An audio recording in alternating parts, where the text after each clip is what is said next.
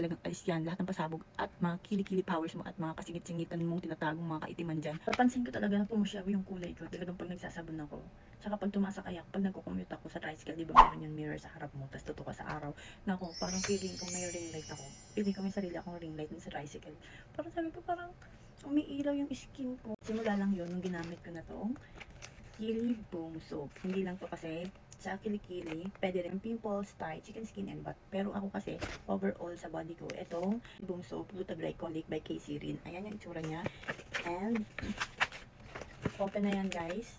Sa isang ganito, meron na siyang 3 soap and 70 grams na yung makukuha nyo.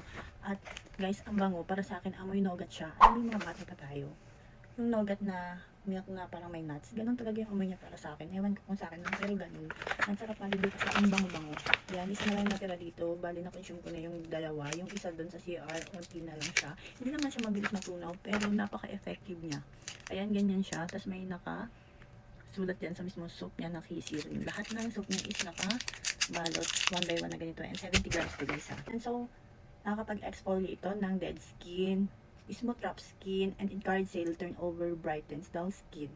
Ayan, nagpapabright ng skin and 12 times powerful whitening po kasi ito. Kaya naman super effective. And it helps fade dark spots and hyperpigmentation. Ayan, so kung ang problema mo ay yung mga dark spot, maputi ka naman, pero ang dami mong mga kapeklatan at mga dark spot dyan, kagat ng kung ano-ano, nako, mawawala yan dito sa Kili Boom Soap. Improve skin textures, help reduce body odor. Kung meron kang mga pasabog, kaputukan dyan, nako po, Kili Boom Soap na yan. Puputi ka na, may gatas ka pa, nougat. Talagang, alam niyo ba yung amoy ng nougat? Sobrang bango nun. Ganun talaga, para kang ngumunguya-nguya habang nagsasabon ka. Ang bango. So, meron akong isang pack dito at super nice talaga ng packaging niya. Talagang pasabog talaga.